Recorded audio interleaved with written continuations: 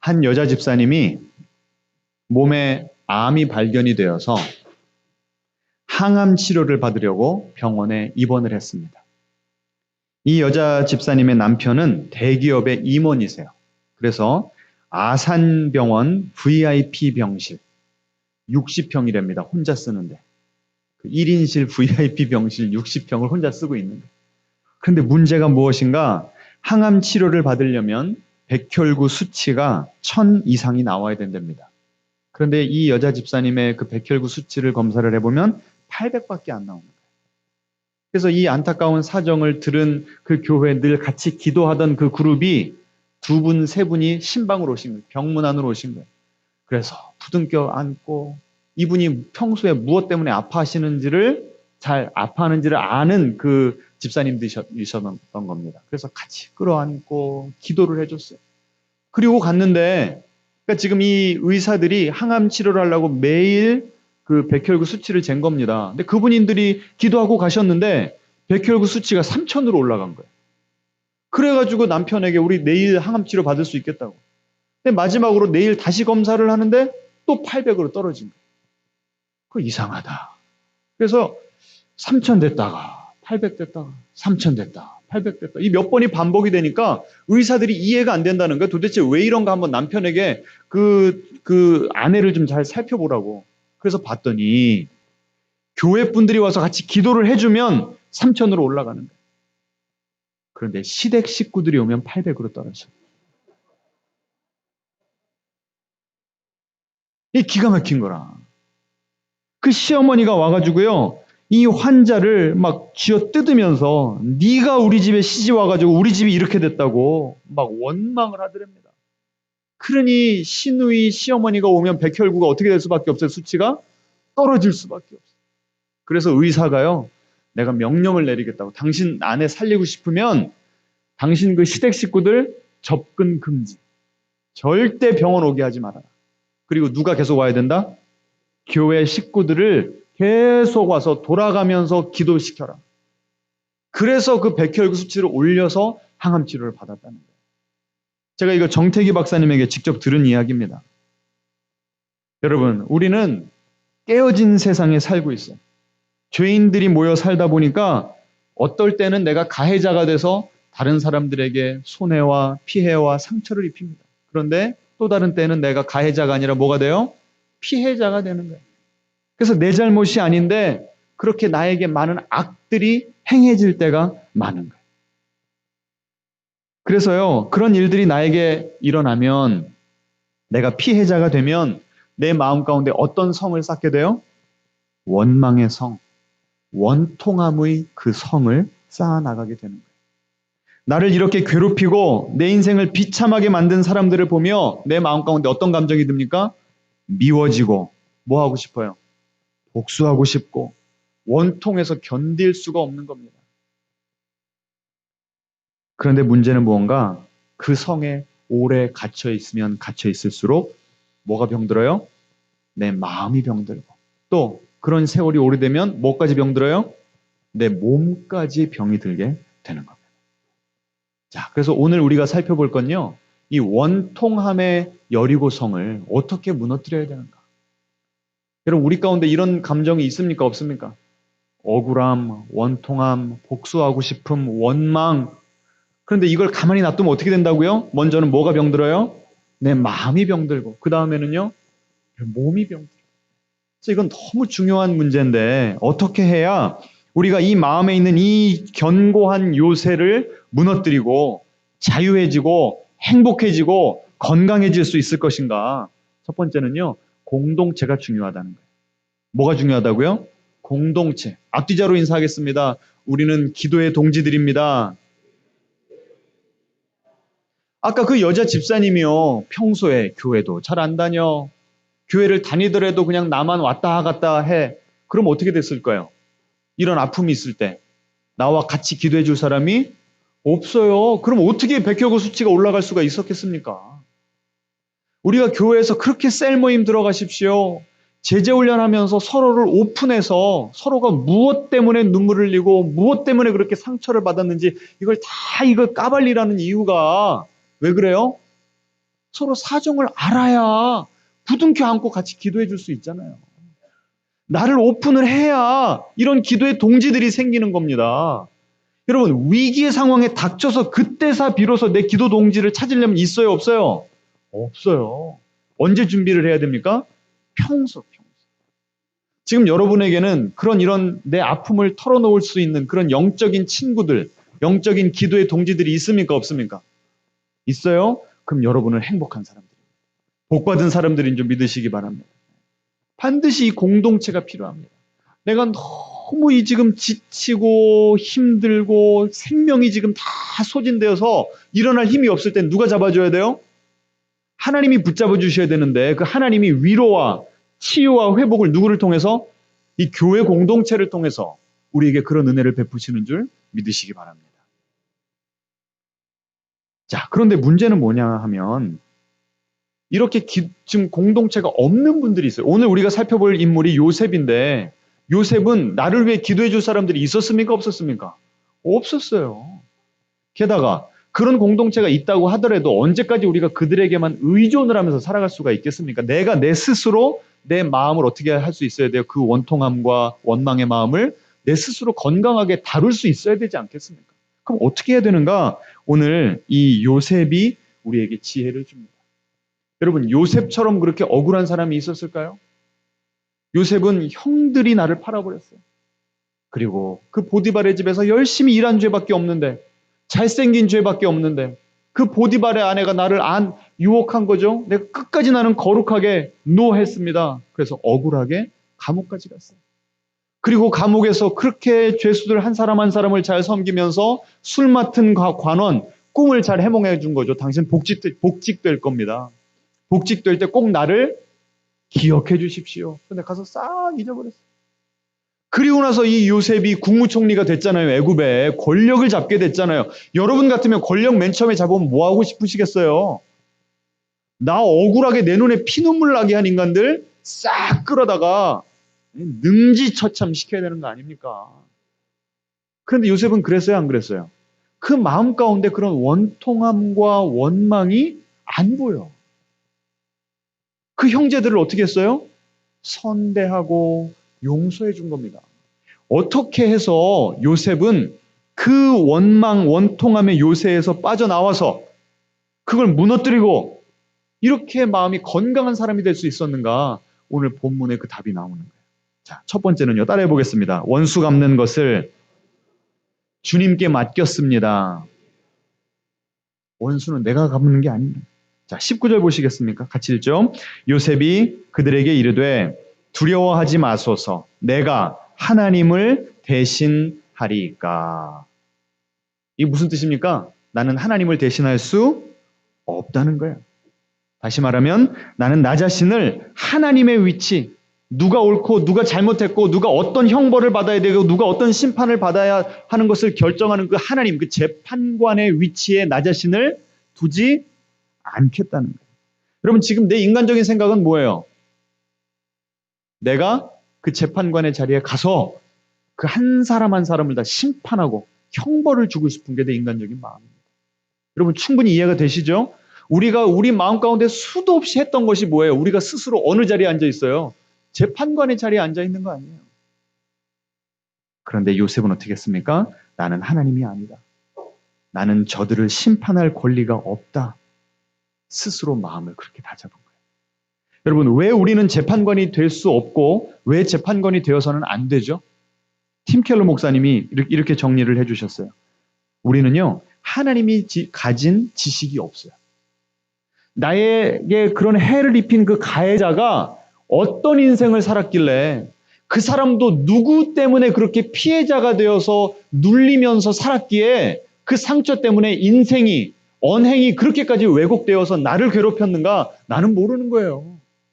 그래서 함부로 그 사람을 정죄하거나 판단할 수 없다는 말이죠. 게다가 우리가 계속 복수하고자 하는 마음을 품고 있으면요. 점점 누구 닮아갈까요? 누구 닮아가요? 가해자를 닮아가는 거예요. 내가 가정폭력의 피해자입니다. 상처가 아직 치유가 안 됐어요. 그럼 내가 자녀들 키울 때 내가 자녀들을 또 두드려 패드립니다. 무서운 겁니다. 그래서 왜 내가 재판관이 되면 안 되는가? 하나님 말고는 어떤 인간이라도 그 재판관이 되어버리면 내가 재판관이 되어서 그들을 심판하는 가운데 내 속에 그들의 악이 들어와 버리는 거예요. 여러분, 큰 바위 얼굴 이야기 아시죠? 예? 어떤 동네에 위대한 사람이 태어날 거라고 그랬는데 누구 닮았다고 그래요? 그 큰 바위 얼굴 닮은 사람. 근데 그 주인공이 뭐 정치가가 지나가고 뭐 누가 지나가고 계속 소문이 무성했는데 아무도 그런 훌륭한 사람이 아니었어요. 근데 이 주인공은 계속 동네에서 뭘 본 거예요? 그 큰 바위를 계속 보니까 결국은 누가 그 사람이 되어버렸어요? 내가. 나는요, 어떤 사람 닮아가는가? 계속 보는 사람, 계속 묵상하는 사람, 그 사람 닮아가는 거예요. 그러니 내가 원수를 바라보고 이를 바득바득 깔면서 그 사람 복수하는 상상만 하면 내 마음이 누구로 충만한 거예요? 그 가해자로 충만한 거예요. 그럼 내가 누구 닮아가요? 그 사람 닮아가는 거예요. 여러분, 나는 악마를 보았다. 그 영화 보셨습니까? 최민수 씨, 최민수 맞아요? 최 누구죠? 그 나쁜 사람으로 나온. 그 올드보이 주인공 누구예요? 최민식. 예, 최민식. 그 최민식 씨가 아주 정말 악랄한 악마로 나와, 악마로. 그래서 그 이병헌 씨의 약혼녀를 죽여버려요. 무참하게 아주 그냥 죽여버립니다. 그래서 이 이병헌이 나는 저 악을 내가 응징해야 되겠다. 그래서 막 잔인하게 그 사람도 응징하기 시작해요. 그랬더니 서로 계속 에스컬레이트. 점점 이 폭력의 수위가 높아집니다. 마지막에 이 이병헌 씨가 그 최민식 씨를 이제 비참하게 그들의 가족들이 보는 앞에서 이제 죽게 만드는 거예요.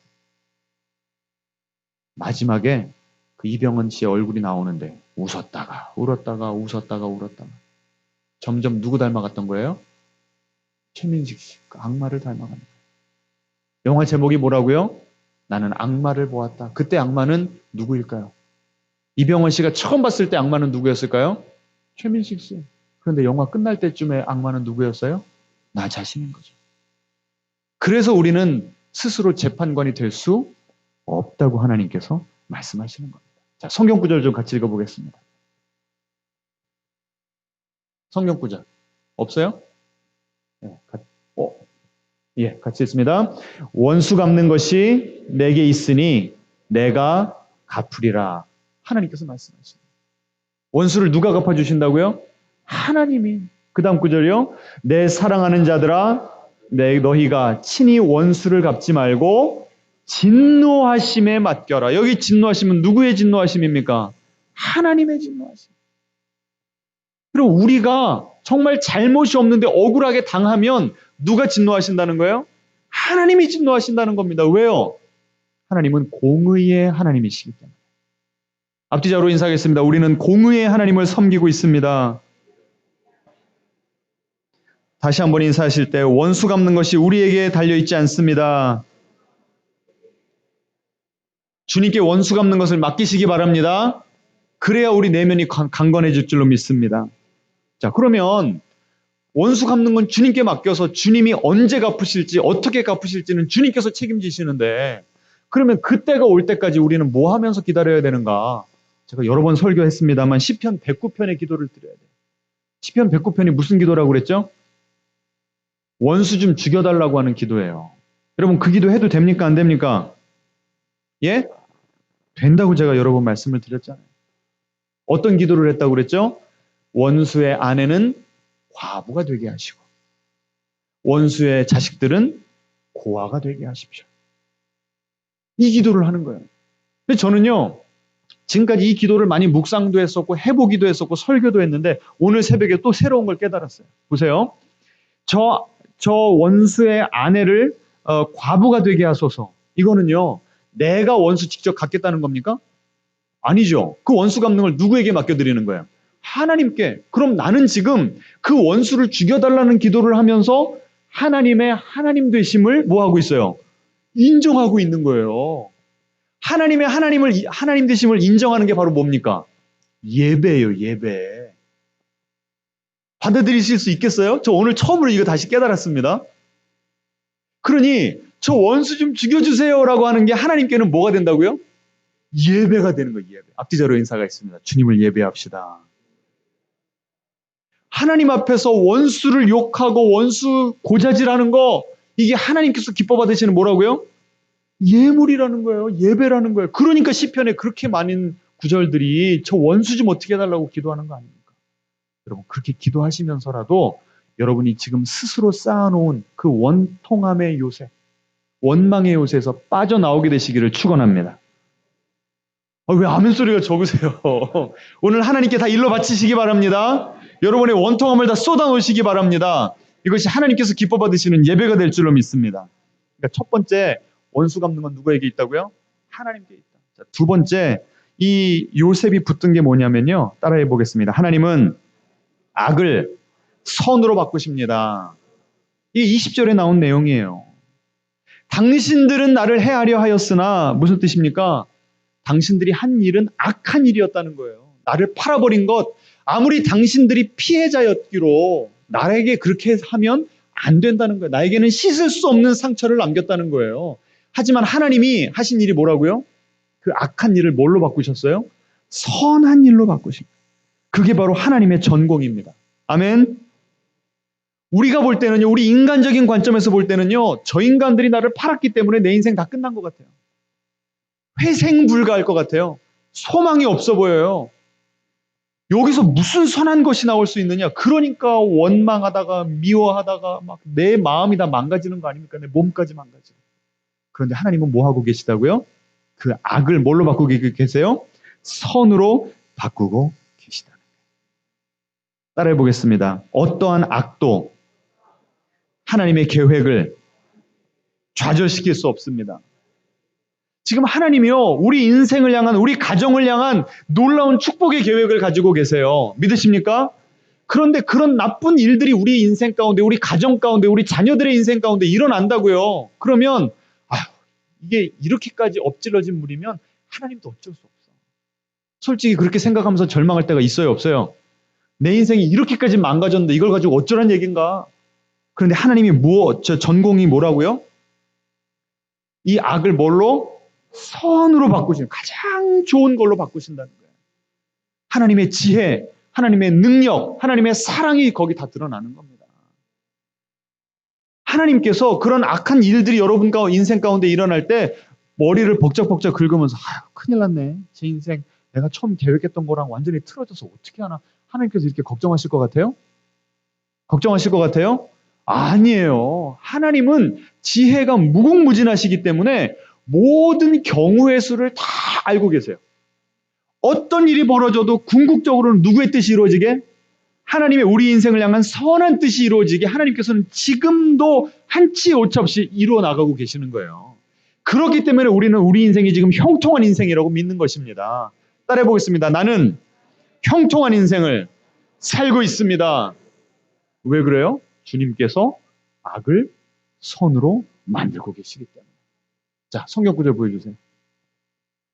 요셉에게 어떤 은혜가 임했는가? 같이 읽죠. 여호와께서 요셉과 함께 하심으로 그가 형통한 자가 되어. 이게 지금 요셉이 국무총리 됐을 때 한 구절일까요? 아니에요. 애굽에 팔려가서 노예가 됐을 때 지금 한 말입니다. 그 다음 구절이요. 여호와께서 요셉과 함께 하심이라 그를 범사에 형통하게 하셨더라. 이건 언제 나온 말인 줄 아세요? 감옥 갔을 때. 기가 막히지 않습니까? 이게 하나님의 관점이에요.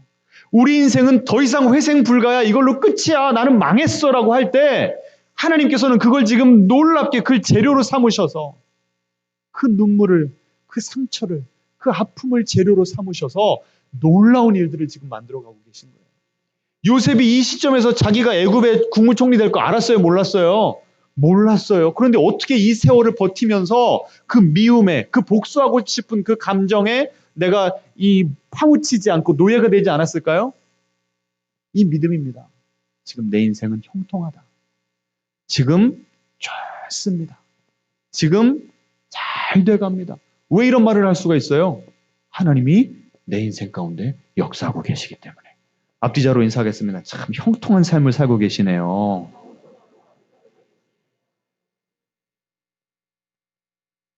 요셉이 인생 다 지금 지나고 보니까 그때 그래서 하나님께서는 그 악을 그렇게 바꾸심으로 지금 내가 여기 오게 하셨구나.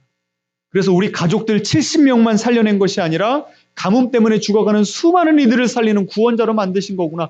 하나님의 섭리가 깨달아지니까, 하나님의 섭리로 내 인생을 재해석하게 되니까 나에게 해를 가한 그 형제들마저도 뭐 할 수 있어요?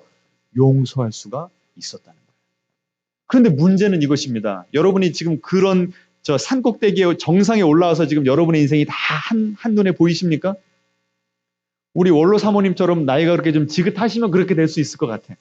근데 아직까지 우리는 그게 다 안 보여. 그렇죠? 그럼 어떻게 해야 우리가 이런 걸 믿으면서 살 수 있어요? 다른 분들의 간증, 성경에 나온 수많은 인물들, 그리고 궁극적으로는 누구를 바라봐야 돼요? 예수님을 바라봐야 돼요. 예수님은 하나님이시던 분이 하나님의 자리를 일부러 버리고 내려오셨어요. 인간이 되셨어요. 재판관의 자리에서 내려오셨다니까요.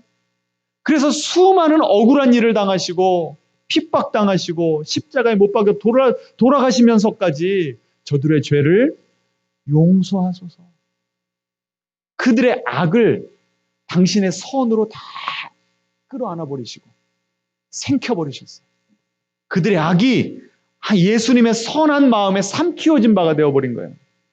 그래서 모든 것이 다 끝난 줄 알았는데, 십자가에서 돌아가심으로 다 끝난 줄 알았는데, 하나님은 그 악을, 예수님의 죽음을 재료로 삼으셔서 어떤 선을 만들어내셨어요? 부활이라고 하는 최고의 선을 만들어내신 겁니다. 여러분과 저의 죄와 죽음의 권세를 이겨내시는 놀라운 최고의 선을 만들어내신 겁니다. 그러니 우리 인생도 반드시 그렇게 될 걸 믿고 미리 하나님께 감사할 수 있는 겁니다. 그래서 우리가 계속 이 기도하는 거예요. 주님 지금 좋습니다. 지금 잘 돼갑니다. 왜 그래요? 하나님께서 우리의 인생을 형통하게 지금 만들어가고 계시기 때문에. 어떠한 깨어진 인생도 하나님께서는 다 복구시키시고 더 깨지기 전보다 더 아름답게 만들어내시는 분이심을 믿으시기 바랍니다. 이 새롭게 하소서에 보시면요, 임금주 사모님의 간증이 나옵니다. 여러분 꼭 한번 들어가서 보세요. 유튜브에 다 나와 있습니다. 임금주 사모님. 이름 외우기도 쉽죠? 이분이요, 14살부터 20살까지 친아버지에게 성폭행을 당했어요. 이거를 너무 괴로워서 가장 믿고 있었던 친구 하나에게 이야기를 했는데, 그 친구가 교회 다른 친구들에게 이야기를 퍼뜨리고 자기는 이민을 가버린 거예요. 그래서 너무 수치심 때문에 자살을 하려고 했는데 어떻게 또 살아난 겁니다. 그리고 결혼을 했습니다. 자식을 낳았어요. 근데 남편이 또 대장암 말기로 죽은 거예요. 그 보험금이 나왔는데 옛날에 그 싸이월드 했잖아요. 기억이나 나십니까? 그 싸이월드에 그런 그 사연들을 다 올려놨는데 사기꾼이 그거를 주도 면밀하게 보고 어느 날 전화한 거예요. 남편 친구라고. 자식들 이름까지 다 대고 있었던 에피소드를, 그 싸이월드에 있었던 에피소드를 줄줄이 읊으면서, 그러면서 내가 이런 사업하려고 한다니까 그럼 내가 좋은 사람들 붙여주겠다고 다 사기단을 만들어가지고 그 2억을 사기쳐 먹은 겁니다. 그러니 갚아도 빚이 계속 늘어나니까 또 절망해서 또 자살 시도를 하고 인생이 완전히 망가진 겁니다. 내 잘못이 하나도 없는데 얼마나 억울했겠습니까? 그런데 하나님께서 피투성이라도 살아있으라. 에스겔서에 나온 성경 말씀이거든요. 하나님께서 그때마다 도움의 손길을 주시고 살려주시는 거예요. 그래서 결국은 어떻게 된 줄 아세요? 이분이 간호사신데 어떤 그 권사님이 참 좋으신 분이 이제 거의 이제 인생 마지막에 오신 거예요. 그래서 잘 대해드리고 마지막 임종 때 껴안고 기도를 해드렸대요. 근데 그 모습을 그 권사님의 담임 목사, 그 교회 담임 목사님이 보게 된 거예요. 근데 그 담임 목사님은 또 먼저 사모님과 사별을 하신 분이라. 그래서 둘이 또 눈이 맞았네. 그러니까 둘 다 사별한 남녀가 같이 만나서 결혼을 해서 목사님 사모가 된 거예요. 그래서 이 목사님이 워낙 인격이 훌륭해서 이 상처받은 마음을 그 남편을 통해서 회복되고 있다. 그리고 이분은 지금 무엇을 하시는가? 간호사 하시면서도 성폭력 예방, 이거를 강의하고 돌아다니는 강사가 됐어요. 그러면서 그 강의만 하는 것이 아니라 자기 스토리도 이야기하고 전도도 하고 놀라운 열매가 있다. 여러분, 그렇게 당한 인생이면 다 끝난 인생 아닙니까? 근데 하나님은 뭐 하고 계시다고요? 그 인생을 형통하게 그의 아픔을 재료로 삼으셔서 선을 만들어가고 계셨다는 거예요. 그래서 그분 여러분 한번 영상을 보세요. 얼굴이 참 얼마나 해같이 밝게 빛나는지. 와, 하나님께서 망가진 인생, 깨어진 인생, 무너진 인생을 이렇게까지 아름답게 바꾸실 수가 있구나. 놀라운 증거입니다. 놀라운 증거. 여러분, 오늘 이 하나님 꼭 만나게 되시기를 주님의 이름으로 축원합니다.